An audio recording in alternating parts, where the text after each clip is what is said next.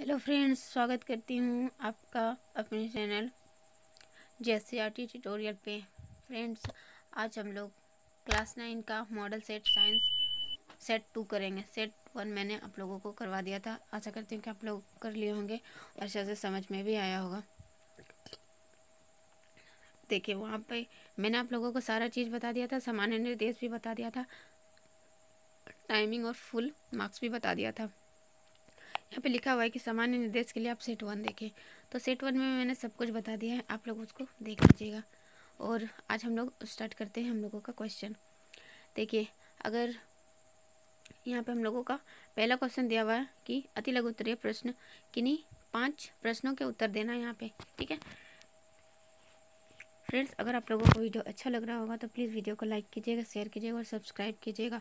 और अगर आप लोगों को इसका PDF चाहिए तो प्लीज़ टेलीग्राम चैनल से जुड़ जाइएगा, या फिर लिंक डिस्क्रिप्शन में आप लोगों को दे दिया जाएगा। आप लोग इसका PDF भी डाउनलोड कर सकते हैं और चैनल को सब्सक्राइब कर लीजिएगा, ताकि और भी मैं वीडियोज़ डालूँ तो उसका नोटिफिकेशन आप तक पहुँचे।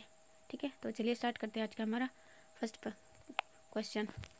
फर्स्ट क्वेश्चन है कि शक्ति का सही मात्रक लिखकर उसे परिभाषित करना है। तो शक्ति का सही मात्रक क्या होता है? वाट होता है। और एक वाट को आपको परिभाषित करना है। एक वाट क्या है? एक वाट वह शक्ति है जो 1 सेकेंड में 1 जूल कार्य करता है। और इसलिए एक वाट बराबर में क्या होता है? 1 जूल बटा में 1 सेकेंड। यानी कि इसको हम लोग इस तरीके से लिख सकते हैं कि शक्ति बराबर क्या होता है आपका? शक्ति बराबर में होता है कि कार्य बटा में समय। ठीक है, कार्य बटा में समय होता है आपका। कार्य बटा में समय। शक्ति का सही मात्रक होता है वाट, और कार्य का सही मात्रक होता है जूल, और समय का सही मात्रक होता है सेकंड। इसलिए इसको इस तरीके से लिखा गया है। ठीक है, नेक्स्ट हम लोगों का दूसरा क्वेश्चन है, आवृत्ति को परिभाषित करें और इसका सही मात्रक लिखना है। आवृत्ति क्या है? कि 1 सेकेंड में उत्पन्न तरंगों की संख्या। तो 1 सेकेंड में उत्पन्न तरंगों की संख्या, इसको हम लोग क्या कहते हैं? कि आवृत्ति कहते हैं। ठीक है, इसको क्या कहते हैं हम लोग? आवृत्ति कहते हैं। आवृत्ति बराबर क्या होगा? कि 1 सेकेंड में उत्पन्न तरंगों की संख्या होता है। और आवृत्ति का सही मात्रक होता है जो कि हर्ट्ज होता है। और आवृत्ति को हम लोग कैसे लिखते हैं? तो म्यू से लिखते हैं। क्या कैसे लिखते हैं? म्यू से लिखते हैं। ठीक है, तीसरा हम लोगों का क्वेश्चन है कि अवोगाद्रो संख्या का मान क्या होता है? अवोगाद्रो संख्या का मान, अवोगाद्रो संख्या का मान होता है 6.022 × 10⁻23। इसको हम लोग मैजिक नंबर भी कहते हैं। ठीक है, इसको क्या कहते हैं? Magic number. और इसको हम लोग n न्यूट्रल से हम लोग दर्शाते हैं। किससे दर्शाते हैं? n न्यूट्रल से, याद रखिएगा। और इसको हम लोग n न्यूट्रल से दर्शाते हैं। और इस संख्या को कौन दिया था? ये क्या है? ये हम लोग कणों की संख्या को, 1 मोल में कणों की संख्या, यानी 1 मोल में इतना कण उपस्थित होता है, उसे ही हम लोग अवोगाद्रो संख्या कहते हैं। इसका मान हम लोग बता दिया। चौथा नंबर क्वेश्चन है कि मोलर द्रव्यमान से आप क्या समझते हैं? मोलर द्रव्यमान क्या है? तो हम इसका उत्तर होगा कि पदार्थ के 1 मोल में अणुओं का द्रव्यमान मोलर द्रव्यमान कहलाता है। ठीक है, नेक्स्ट क्वेश्चन है 5 नंबर, केनाल किरण क्या है? केनाल किरण क्या है? कि गोल्डस्टीन ने प्रयोग में पाया कि एक विशेष प्रकार की किरण एनोड की ओर चलकर कैथोड के छिद्र से पार होकर विसर्जन नली को प्रकाशित कर देती है। इन किरणों को केनाल किरण कहते हैं।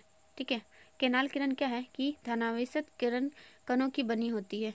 केनाल किरण किससे बनी होती है? केनाल किरण होती है जो कि धनावेशित कणों की बनी होती है। और इसको हम लोग क्या कहते हैं? एनोड किरण भी कहते, एनोड भी कहते हैं। ठीक है, नेक्स्ट क्वेश्चन है कि 2 संक्रामक रोगों का नाम लिखना है। तो संक्रामक रोग, तो पहला संक्रामक रोग हो जाएगा मलेरिया, दूसरा हो जाएगा मियादी बुखार। ठीक है, और भी हम लोग लिख सकते हैं जैसे कि HIV हो गया।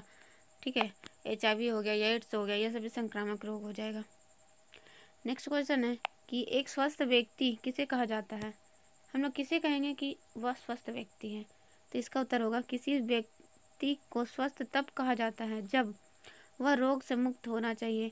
दूसरा, वह हर प्रकार की चिंता से मुक्त हो, यानी कि कोई भी टेंशन नहीं होना चाहिए उसको।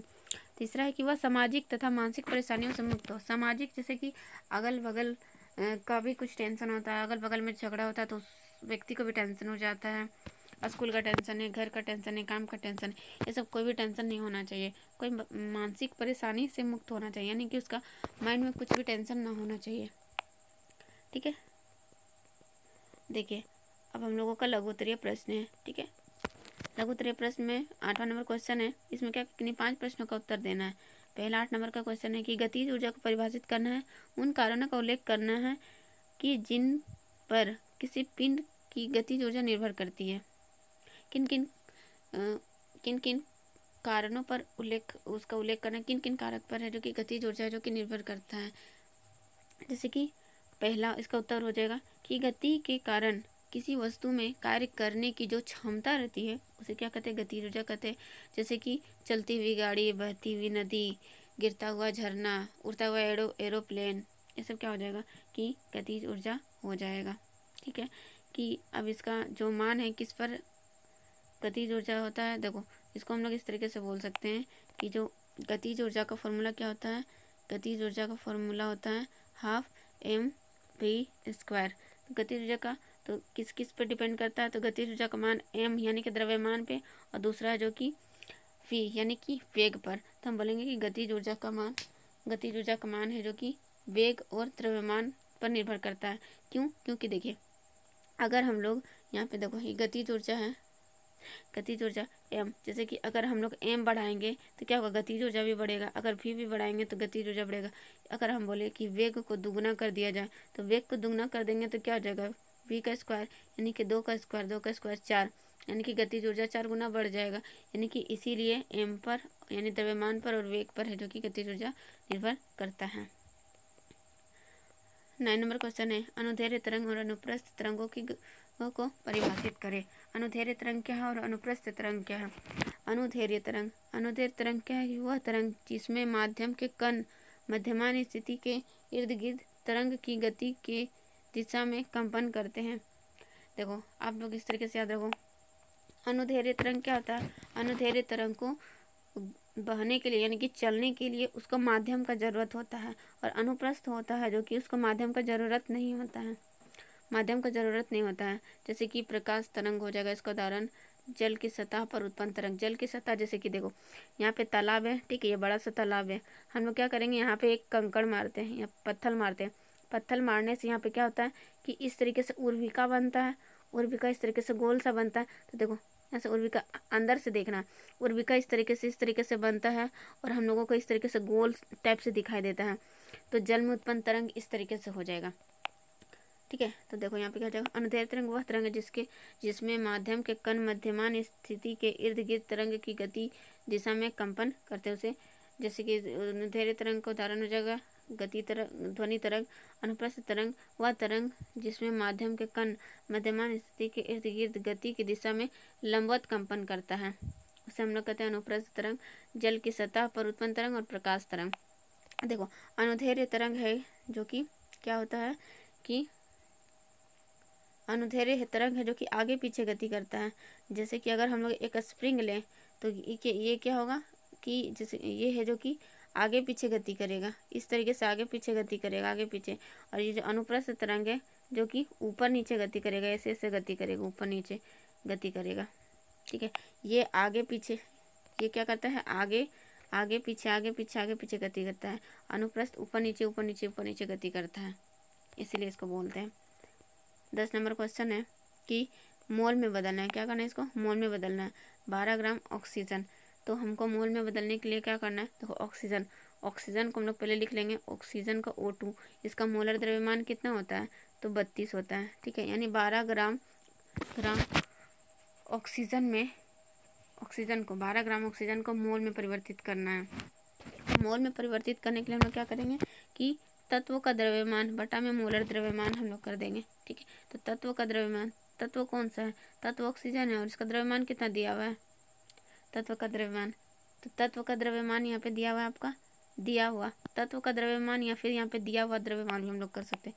क्या यहाँ पे दिया हुआ द्रव्यमान या फिर तत्व का द्रव्यमान, तो दिया हुआ द्रव्यमान है 12 और इसका O2 का द्रव्यमान कितना होता है, मोलर द्रव्यमान 32, डिवाइड करेंगे तो आ जाएगा 0.375 आंसर। ठीक है, दूसरा नंबर क्वेश्चन है कि 22 ग्राम कार्बन डाइऑक्साइड में क्या होगा कि मोल निकालना है। तो इसमें क्या करेंगे, तो हम पहले कार्बन डाइऑक्साइड का क्या करेंगे, कार्बन डाइऑक्साइड का मोलर द्रव्यमान निकालेंगे। कार्बन डाइऑक्साइड का मोलर द्रव्यमान निकालेंगे तो यहाँ पे हम लोग यहाँ पे इस तरीके से निकाल सकते हैं कि सी का कितना होता है 12 प्लस O2 का मोल द्रव्यमान निकालेंगे तो 16, एक O का होता है 16, तो 2 है तो 2 का 16 दूनी 32, तो टोटल कार्बन डाइऑक्साइड का हो जाएगा 44 U मोलर द्रव्यमान। अब यहाँ पे क्या हो जाएगा कि मोल की संख्या ज्ञात करना है ना, तो यौगिक द्रव्यमान या फिर हम लोग बोल सकते हैं कि दिया हुआ द्रव्यमान। यहाँ पे दिया हुआ द्रव्यमान देखिए, यहाँ पे 22 है ना, दिया हुआ द्रव्यमान और बटा में मोलर द्रव्यमान, तो 22 बटा में 44 यानी कि आधा हो जाएगा आंसर इसका। क्या नंबर क्वेश्चन में है कि 10 मोल जल अणु का द्रव्यमान ज्ञात करना। 10 मोल जल अणु का द्रव्यमान ज्ञात करने के लिए क्या करेंगे कि द्रव्यमान बराबर में मोलर द्रव्यमान गुना में मोल की संख्या। यहाँ पे मोलर द्रव्यमान किसका निकालना है, मोलर द्रव्यमान है जो कि जल का यहाँ पे निकालना है। तो जल का अणु द्रव्यमान पूछा हुआ है, तो जल का मोलर द्रव्यमान लिखेंगे। तो जल का मोलर द्रव्यमान कितना होता है, देखो जल का मोलर द्रव्यमान यहाँ पे निकाले हम लोग कि H2O 18 होता है।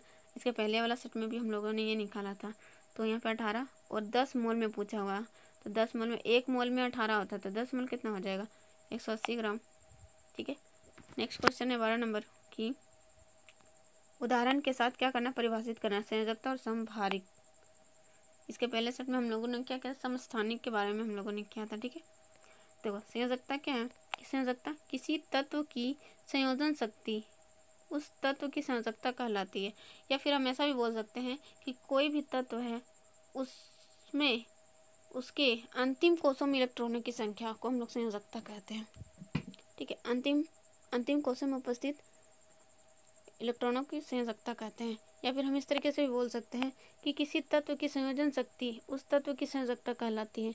जैसा दोनों में से आपको जो भी डेफिनेशन अच्छा लगे वो लिख सकते हैं। परमाणु अपना अष्टक पूरा करने के लिए जितनी संख्या में इलेक्ट्रॉन को स्थानांतरित करती है या साझेदारी करती है वह उस तत्व की संयोजकता कहलाता है। ठीक है, इसका उदाहरण जैसे हम लोग समझ सकते हैं, सोडियम का परमाणु संख्या 11 होता है, इलेक्ट्रॉनिक विन्यास लेंगे तो 2 8 1 होगा, तो लास्ट में अंतिम कोषों में उपस्थित इलेक्ट्रॉनों की संख्या को संयोजकता कहते हैं। इसका डेफिनेशन से होगा कि अंतिम कोषों में उपस्थित इलेक्ट्रॉनों की संख्या को क्या कहते हैं, संयोजकता कहते हैं। तो संयोजी इलेक्ट्रॉन कितना हो जाएगा 1, तो सोडियम का संयोजकता कितना हो जाएगा 1। ठीक है, संभारिक क्या है, संभारिक है कि वे तत्व जिनके परमाणु द्रव्यमान समान लेकिन परमाणु संख्या विभिन्न हो संभारिक कहलाते हैं। जैसे कि यानी कि परमाणु द्रव्यमान समान हो जाएगा, यानी कि भारिक, देखो यहाँ पे याद करने के लिए भारिक यानी सम मतलब क्या होता है बराबर, भारिक को आप इस तरीके से याद रखते हो कि भारी यानी कि बराबर भारी रहेगा। तो भारी क्या रहता है, द्रव्यमान को हम लोग भार को हम लोग द्रव्यमान से डिनोट करते हैं, तो इस तरीके से हम लोग यहाँ पे भारी रहेगा। तो नीचे में ये परमाणु संख्या अलग हो जाएगा और जो ऊपर का द्रव्यमान है वो दोनों में सेम रहेगा, तो उसको हम लोग बोल देंगे क्या कि समभारिक। जैसे आर्गन और कैल्शियम का याद रख सकते हैं आप, क्योंकि दोनों के परमाणु द्रव्यमान क्या है समान है लेकिन परमाणु संख्या अलग अलग है। इसका आर्गन का परमाणु संख्या कितना 18 और कैल्शियम का कितना है, कैल्शियम का हो जाएगा कि 20 है परमाणु संख्या। ठीक है, नेक्स्ट क्वेश्चन हम लोगों का है कि टीकाकरण क्यों आवश्यक है, टीकाकरण क्यों आवश्यक है, यानी कि जो वैक्सीनेशन है वो क्यों ज़रूरी है। तो इसका आंसर हो जाएगा यह हमारे शरीर को प्रतिरक्षी क्षमता को बढ़ाते हैं और अनेक रोग कारकों को नष्ट कर संभावित रोगों से बचाता है। टीकाकरण के द्वारा संक्रामक रोगों का निवारण किया जा सकता है। यह हमारे शरीर के लिए क्या है जरूरी है, यानी कि हम लोगों का प्रतिरक्षी क्षमता को यह बढ़ाता है, रोगों से लड़ने की क्षमता को हम लोगों को बढ़ाता है और हम रोगों से लड़ सकते हैं। और हम लोग टीकाकरण नहीं करेंगे तो हम लोग बीमार पड़ सकते हैं जल्दी। नेक्स्ट क्वेश्चन है नाइट्रोजन स्थिरीकरण क्या है, नाइट्रोजन स्थिरीकरण क्या है। इसका उत्तर हो जाएगा कि वह प्रक्रिया जिसके द्वारा तत्व नाइट्रोजन को अन्य तत्वों से संयुक्त करके पेड़ पौधों द्वारा उपयोग किए जाने योग्य यौगिकों का उत्पादन किया जाता है, नाइट्रोजन स्थिरीकरण कहलाया जाता है। जैसे कि जब बारिश होता है तो नाइट्रोजन आता है, नाइट्रोजन है जो कि जब मिट्टी में जाता है तो मिट्टी में क्या आता है नाइट्रोजन ऑक्साइड बन जाता है, वायुमंडल ऊपर से आता है तो नाइट्रोजन बनता है और जब वायुमंडल में प्रवेश करता है तो नाइट्रोजन ऑक्साइड बन जाता है। जब ये मिट्टी में जाता है तो नाइट्रोजन का अलग यौगिक बन जाता है। तो यानी कि नाइट्रोजन का ही क्या कर रहा है अलग अलग यौगिक बन रहा है, वायुमंडल में अलग था, ठीक है वायुमंडल में अलग था, फिर जब और थोड़ा सा धरती के नज़दीक आया तो वहाँ पे ऑक्सीजन उपस्थित रहता है तो नाइट्रोजन ऑक्साइड बन जाता है। और अंदर जब पृथ्वी में के अंदर जाता है तो वहाँ पर जब केंचुआ वगैरह होता है वो नाइट्रोजन का और यौगिक उसको तोड़ देता है और तोड़ करके और दूसरा यौगिक बन जाता है। ठीक है, तो इसी को हम लोग बोलेंगे नाइट्रोजन का स्थिरीकरण। हम लोगों का लघु उत्तरीय प्रश्न खत्म हो चुका है। अब हम लोग देखेंगे दीर्घ उत्तरीय प्रश्न। ठीक है, दीर्घ उत्तरीय प्रश्न में क्या है कि आपको क्या करना है कि तीन ही प्रश्न का उत्तर देना है। 4 प्रश्न है इसमें, 3 ही प्रश्न का उत्तर देना है। आप लोग 4 प्रश्न कर लीजिए, लेकिन आपको 3 ही प्रश्न का आंसर वहाँ पे करना है एग्जाम में। तो ये 15 में क्या क्वेश्चन है, यांत्रिक ऊर्जा क्या है, इसके 2 प्रकार क्या है। और पहला क्वेश्चन यहाँ, दूसरा क्वेश्चन यहाँ, तीसरा क्वेश्चन 15 kg द्रव्यमान की एक वस्तु 4 मीटर प्रति सेकेंड के एक समान वेग से गतिशील है तो वस्तु का गतिज ऊर्जा कितना होगा।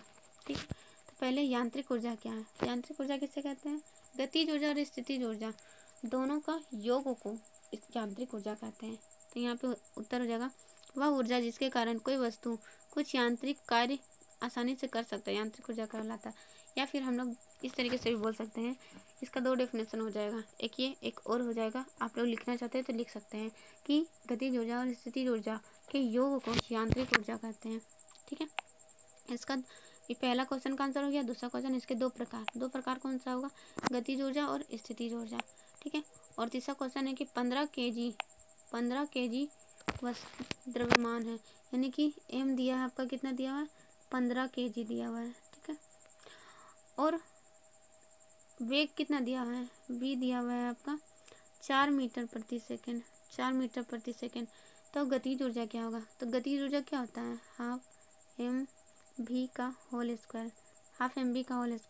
तो हाफ m कितना दिया हुआ है 15 और v का होल स्क्वायर यानी कि 4 गुना 4। तो यहाँ से 2 काटेंगे, सॉरी यहाँ 4 है ना, 2 काटेंगे तो यहाँ पे 2 होगा, यानी कि 15 चौके 60 और 60 को फिर 2 से गुना करेंगे तो हो जाएगा 120, यानी कि गतिज ऊर्जा हो जाएगा 120 जूल। देखो यहाँ पे इसका सॉल्यूशन किया हुआ है। ठीक है, 120 हो जाएगा गतिज ऊर्जा।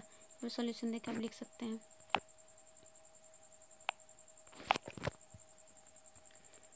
16 नंबर क्वेश्चन है सामान्य मनुष्य के कानों की श्रव्यता प्रयास क्या है। ठीक है, पहला क्वेश्चन। दूसरा क्वेश्चन है किसी ध्वनि स्रोत की आवृत्ति इतना हर्ट्ज दिया हुआ है 100 हर्ट्ज, 1 मिनट में यह कितनी बार कंपन करेगा। ठीक है, तो मनुष्य का जो श्रव्यता स्रोत प्रयास होता है, यानी कि मनुष्य कितने से कितने रेंज तक सुन सकता है, तो 20 हर्ट्ज से 20,000 हर्ट्ज तक, या फिर हम 20 हर्ट्ज से 20 किलो हर्ट्ज भी बोल सकते हैं। ठीक है, 20 किलो हर्ट्ज, क्योंकि 1 हर्ट्ज बराबर 1 किलो हर्ट्ज होता है। ठीक है, तो ऑप्शन में ये भी दिया रह सकता है, ये भी दिया, दोनों सही है। ठीक, यहाँ आवृत्ति आपका दिया हुआ है कि 100 हर्ट्ज है और समय दिया है 1 मिनट। हम लोग मिनट में नहीं लेंगे, हम लोग इसको सेकंड में चेंज कर लेंगे। तो कंपनी की संख्या बराबर हो जाएगा, कंपनों की संख्या बराबर आवृत्ति गुना में समय। तो आवृत्ति दिया हुआ है 100 हर्ट्ज और समय सेकंड में, तो 6000 कंपन हो जाएगा, यानी कि 6000, यानी 1 मिनट में 6000 बार कंपन करेगा। ठीक है, 17 नंबर क्वेश्चन आपका है इलेक्ट्रॉन, प्रोटॉन और न्यूट्रॉन के गुणों की तुलना करना है। तो तुलना करेंगे हम लोग, इसका क्या है, इलेक्ट्रॉन, प्रोटॉन और न्यूट्रॉन का। इलेक्ट्रॉन है जो कि इलेक्ट्रॉन का संकेत हम लोग ई से लिखते हैं, प्रोटॉन को हम लोग पी से लिखते हैं, न्यूट्रॉन को न्यू से लिखते हैं। इलेक्ट्रॉन पर माइनस आवेश होता है, इलेक्ट्रॉन पर आवेश क्या होता है माइनस होता है, और प्रोटॉन पे प्लस आवेश होता है एन यानी न्यूट्रल, यानी कि शून्य उदासीन आवेश होता है, इसका आवेश होता ही नहीं है, शून्य होता है।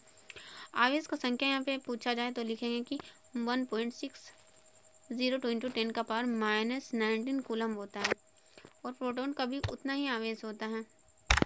ठीक है, उतना ही आवेश होता है, लेकिन जो इलेक्ट्रॉन का आवेश होता है वो माइनस में होता है।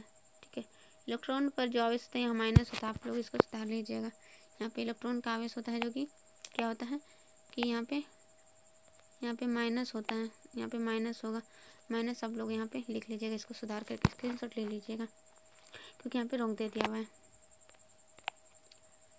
नेक्स्ट हम लोग अब देखते हैं कि द्रव्यमान, तो इलेक्ट्रॉन का द्रव्यमान कितना होता है, इलेक्ट्रॉन का द्रव्यमान होता है 9.108 × 10⁻31 kg।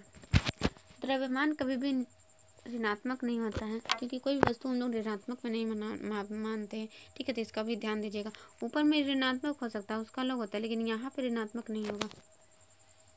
ठीक है, प्रोटॉन का हम लोग देखते हैं। तो प्रोटॉन का द्रव्यमान होता है 1.676 इंटू 10⁻⁻27। न्यूट्रॉन का द्रव्यमान होता है 1.67 इंटू 10⁻⁻27 kg। द्रव्यमान को केजी में मापते हैं, इसलिए केजी में। और आवेश को आवेश का सही मतलब कूलम होता है, तो इसलिए इसका आवेश यहाँ पे कूलम लिखा हुआ है। ठीक है, 17 का क्वेश्चन हो गया। बी नंबर में दिया हुआ है कि हाइड्रोजन के समस्थानिक HDT के लिए प्रत्येक के लिए पाए जाने वाले 3 अपरमाणु कणों का सारणीबद्ध कीजिए। यानी कि यहाँ पे हाइड्रोजन का 3 समस्थानिक है ना, तो उसके बारे में यहाँ पे आपको क्या करना है, लिखना है। प्रोटियम, ड्यूटेरियम और ट्राइटियम।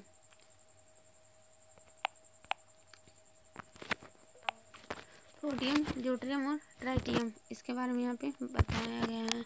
परमाणु द्रव्यमान कितना? प्रोटियम का परमाणु द्रव्यमान 1 होता है, ड्यूटेरियम का परमाणु द्रव्यमान 2 होता है, ट्राइटियम का 3 होता है।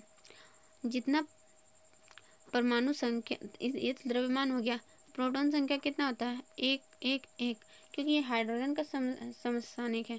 ठीक है, हाइड्रोजन का अपरमाणुक है, तो समस्थानिक हम लोग बोल सकते हैं इसको। तो प्रोटियम, ड्यूटेरियम और ट्राइटियम, जितना प्रोटॉन की संख्या होता है, इलेक्ट्रॉन की संख्या भी उतना होता है, क्योंकि प्रोटॉन की संख्या बराबर परमाणु की संख्या बराबर इलेक्ट्रॉन की संख्या, ये तीनों क्या होता है? बराबर होता है। न्यूट्रॉन की संख्या क्या हो जाएगा? प्रोटियम में नाइट्रोजन संख्या 0 होता है, ड्यूटेरियम में 1 होता है, ट्राइटियम में 2 होता है। इसको याद रखिएगा। 18 नंबर क्वेश्चन है कि मृदा के निर्माण की प्रक्रिया का विस्तृत रूप से व्याख्या करना है। ठीक है, मृदा बनने के लिए, तो मृदा कैसे बनता है, तो यहाँ पे हम लोग इसका आंसर लिखेंगे। मिट्टी बनाने में निम्न कारक काम आते हैं, जैसे पहला सूर्य, दूसरा जल। सूर्य क्या करता है कि पत्थरों को गर्म करता है, जिससे कि वे प्रसारित हो जाते हैं। रात के समय में पत्थर सिकुड़ जाते हैं, इससे उसमें दरार पड़ जाती है और वह टूट जाता है। जल क्या करता है? जल मिट्टी के निर्माण में 2 तरीके से सहायता करता है।